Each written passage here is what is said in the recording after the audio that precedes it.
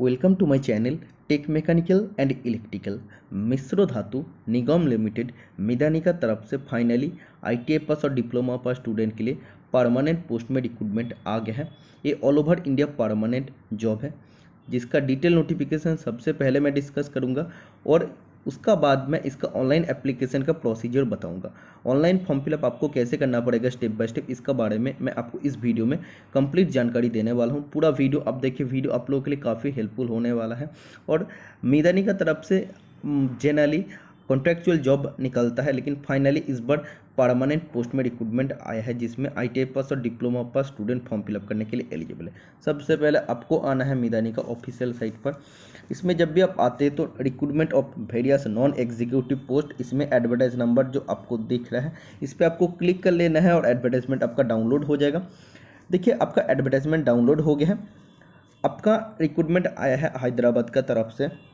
इसमें junior operator trainee JOT fitter के लिए टोटल 13 पोस्ट है। अनरिजर्व में 6, EWS में 1, OBC में 3 और SC में 2 और ST में 1 सीट है। Junior operator trainee JOT welder के लिए 2 पोस्ट है। अनरिजर्व में 1 सीट और OBC में 1 सीट है। Junior operator trainee JOT electrician के लिए 6 पोस्ट है। अनरिजर्व में 2, EWS में 1, OBC में 2 सीट और SC में 1 सीट।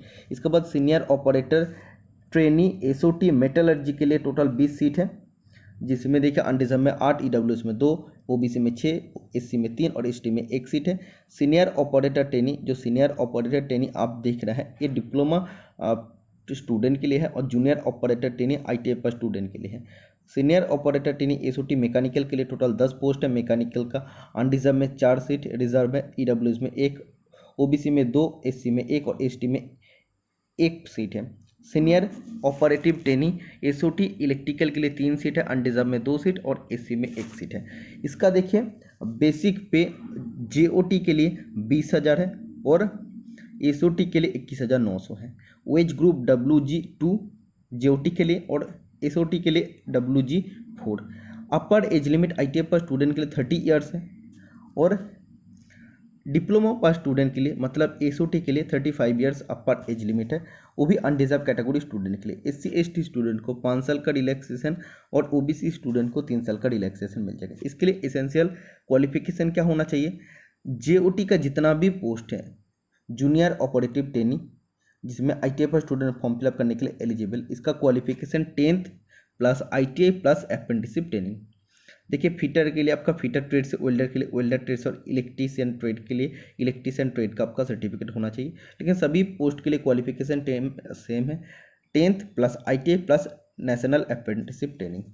इसके बाद senior operative training SOT metallurgy mechanical electrical सभी के लिए क्वालिफिकेशन सेम है। डिप्लोमा आपका मेटलर्जिकल में मेटलर्जिकल इंजीनियरिंग, मैकेनिकल में मैकेनिकल इंजीनियरिंग और इलेक्ट्रिकल में इलेक्ट्रिकल इंजीनियरिंग से आपका डिप्लोमा होना चाहिए। मिनिमम 60% मार्क्स इसमें आपका होना चाहिए।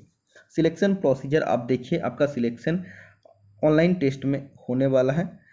इसमें आप देखिए, इसमें आपका बताया जा रहा है टोटल आपका 100 मार्क्स का एग्जाम होगा, जिसमें से आपका 85 मार्क्स को कैलकुलेट किया जाएगा। जो आपका क्वालिफिकेशन है उससे 15 मार्क्स आपका लिया जाएगा।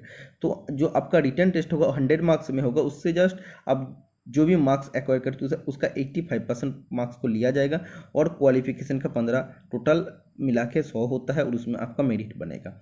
ट्रेड टेस्ट भी होगा, पास या फेल बेसिस पर होगा, मतलब गो और नो गो बेसिस पे होगा। टोटल 100 मार्क्स का एग्जाम होगा। 100 marks with 90 minute time and no negative marking, इसमें कोई भी नेगेटिव मार्किंग नहीं होगा। मिनिमम एजुकेशनल क्वालिफिकेशन के लिए आपको 10 मार्क्स मिलेगा और एडिशनल क्वालिफिकेशन अगर आपका रहता है तो 2 मार्क्स आपको मिलेगा। और अगर आपका और भी ज़्यादा क्वालिफिकेशन है तो आपको मैक्सिमम 15 मार्क्स तक मिल सकता है एडिशनल क्वालिफिकेशन अगर आपका है तो, मतलब डिप्लोमा BTech या ग्रेजुएशन है तो। देखिए candidate shortlisted based initial screening of the application will be called for written test. तो जो भी कैंडिडेट आप फॉर्म फिलअप करते हैं उसका सबसे पहले आपका स्क्रीनिंग किया जाएगा और आपको रिटन टेस्ट के लिए बुलाया जाएगा। इसके बाद देखिए जो भी कैंडिडेट रिटन टेस्ट में शॉर्टलिस्ट या क्वालिफाई होगा उसको ट्रेड टेस्ट या स्किल टेस्ट के लिए बुलाया जाएगा। सब कुछ आपको ईमेल का थ्रू और मिदानी का वेबसाइट पर आपको बताया जाएगा। इसमें देखिए जनरल कंडीशन जो आपको दिया है, नेशनलिटी आपका इंडियन होना चाहिए। फॉर्म फिलअप करने का लास्ट डेट 1 नवंबर 2023।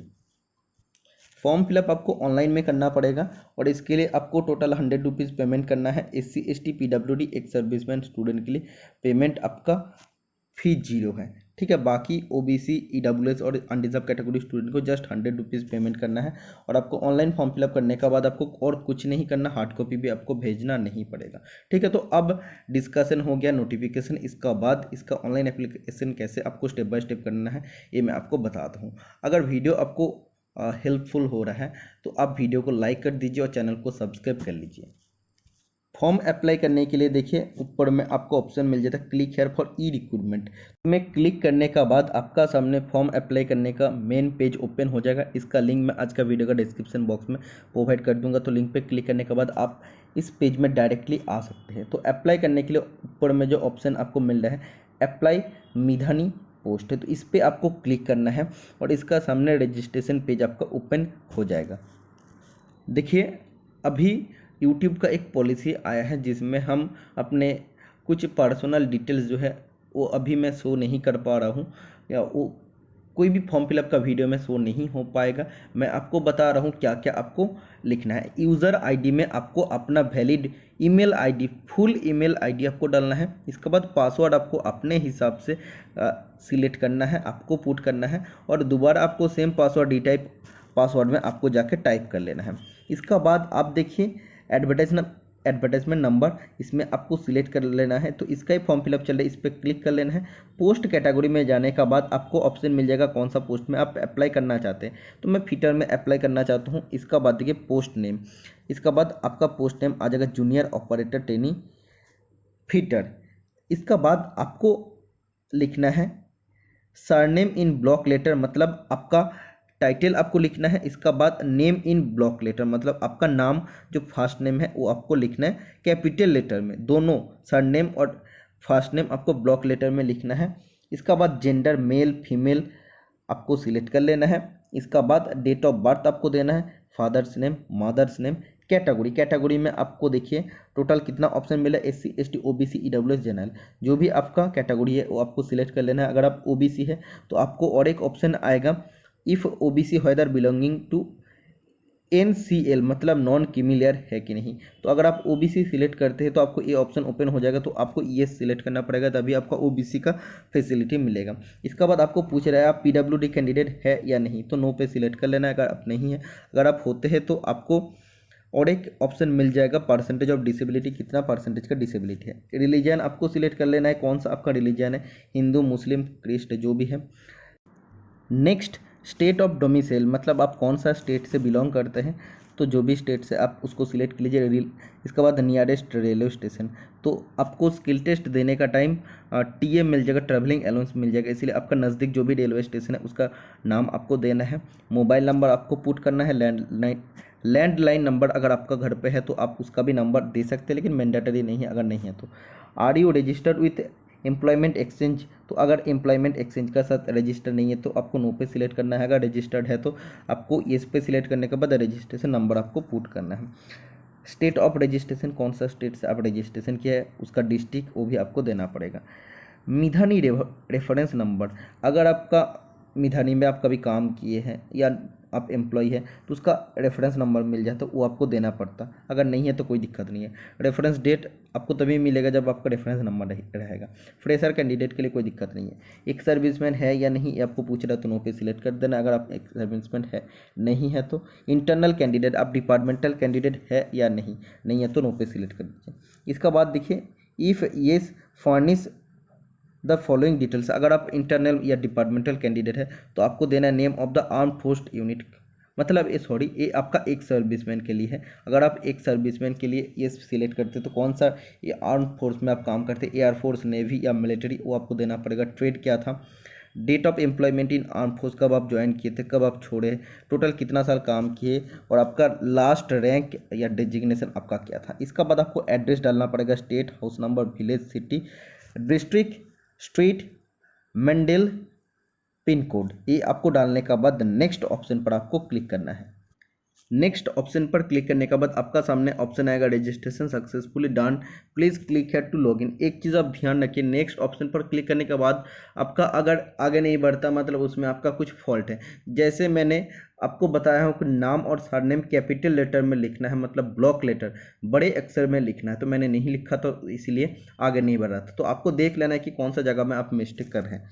यूज़र आईडी आपका हो जाएगा मेल आईडी और पासवर्ड जो आप पासवर्ड सेट किए थे रजिस्ट्रेशन का टाइम, और कैप्चा देखिए आपको सबमिट ऑप्शन पर क्लिक करना है और अपना अकाउंट लॉगिन हो जाएगा। मैं लॉगिन करके आपको दिखाता हूँ। लॉगिन करने के बाद आपका सामने ऐसा इंटरफेस ओपन हो जाएगा। इसका बाद एडिट/अपडेट ऑप्शन पर आपको क्लिक करना है। रजिस्ट्रेशन करते टाइम जो भी डिटेल आप इसमें पुट किए थे इसको आप एडिट अभी भी कर सकते हैं। तो जब भी आप इसको स्क्रॉल डाउन करेंगे तो नीचे आपको हर चीज़ का नीचे एडिट का ऑप्शन मिल जाएगा। तो इसका बाद एडिट तो आप कर सकते हैं और नीचे आपको आना है और आपका क्वालिफिकेशन डॉक्यूमेंट आपको सब अपलोड करना है। कैसे करना है मैं आपको स्क्रॉल डाउन करके दिखाता हूँ। देखिए आपको आ जाना है स्क्रॉल डाउन करके एजुकेशनल क्वालिफिकेशन, तो इस पे आने के बाद ऐड न्यू ऑप्शन पर आपको क्लिक करना है और इसका बाद नेम ऑफ द कोर्स आपको सबसे पहले सिलेक्ट करना है।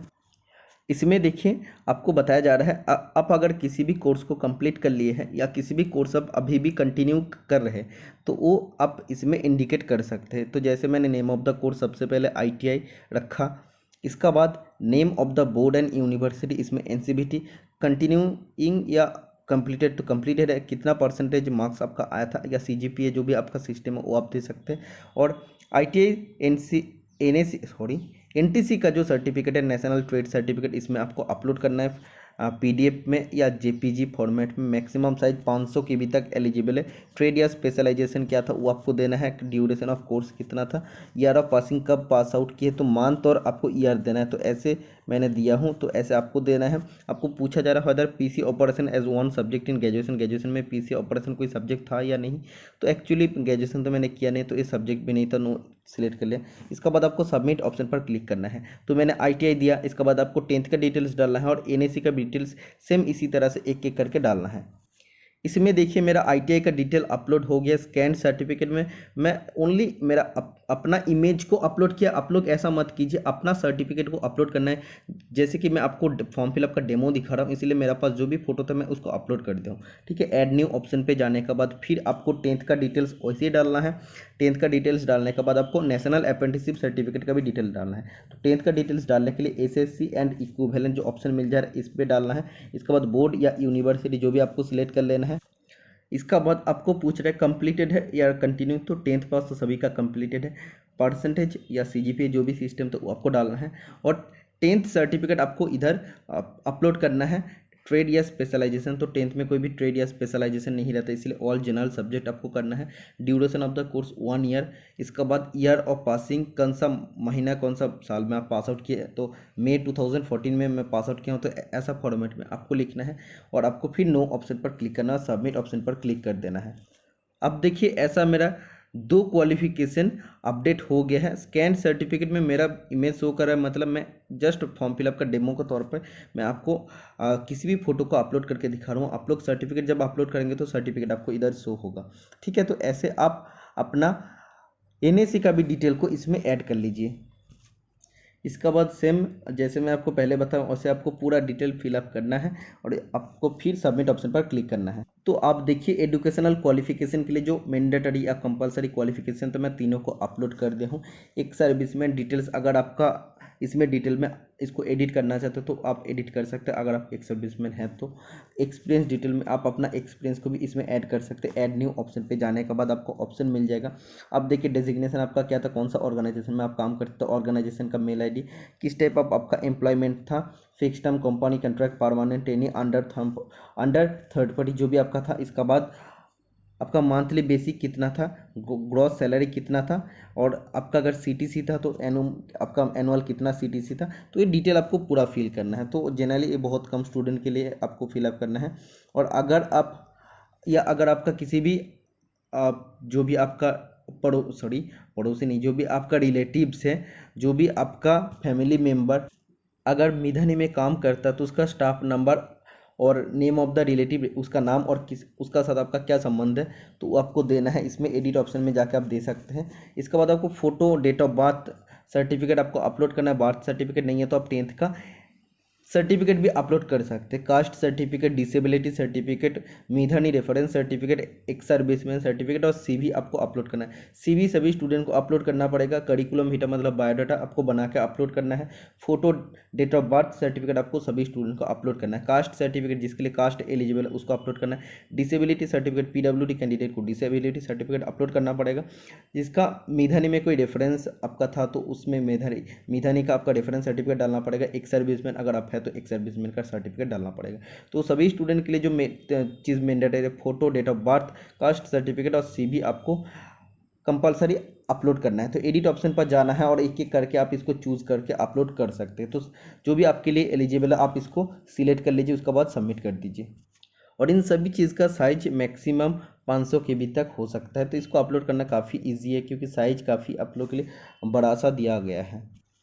तो जितना भी आपका डॉक्यूमेंट है इसको आप PDF, JPG, JPEG फॉर्मेट में अपलोड कर सकते हैं। तो सभी में मैं आपका फ़ोटो डेमो का तौर पे अपलोड किया हूँ। जो भी आप अपलोड करेंगे उसमें आपको वही शो करेगा, ठीक है। इसका बाद आपको कन्फर्म एप्लीकेशन ऑप्शन पर क्लिक करना है और अपना एप्लीकेशन फॉर्म को कन्फर्म कर लेना है। अगर सभी चीज़ ठीक है तो आपको कन्फर्म ऑप्शन पर क्लिक करना है। अगर गलत हुआ तो बैक ऑप्शन पर जा सकते हैं। तो मैं कन्फर्म करता हूँ, फिर अलर्ट के लिए आपको ओके पे क्लिक करना पड़ेगा।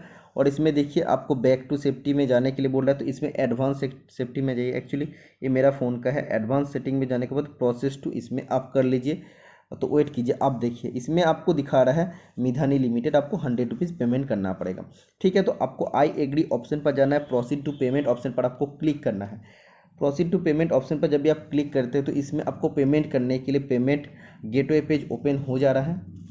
इसमें आप net banking, credit card, debit card से पेमेंट कर सकते हैं। तो मैक्सिमम स्टूडेंट तो क्रेडिट कार्ड, डेबिट कार्ड से पेमेंट करने वाला है। कार्ड नंबर, एक्सपायरी, मंथ और ईयर, CVV और कार्ड होल्डर का नाम देने के बाद आपको मेक पेमेंट फॉर 100 रुपीज़ पे आपको क्लिक करना है। जब भी आप क्लिक करते हैं तो कार्ड जिसका फ़ोन नंबर पर लिंक है उस पर एक OTP जाएगा। OTP इधर पुट करने के बाद आपका पेमेंट कट जाएगा। कट जाने के बाद आपका एप्लीकेशन फॉर्म आप डाउनलोड कर सकते हैं। तो एप्लीकेशन फॉर्म अगर आप इससे डाउनलोड नहीं कर पाए पेमेंट करने के बाद तो आपको कैसे डाउनलोड करना है वो भी मैं आपको ऑल्टरनेट मेथड बता देता हूँ।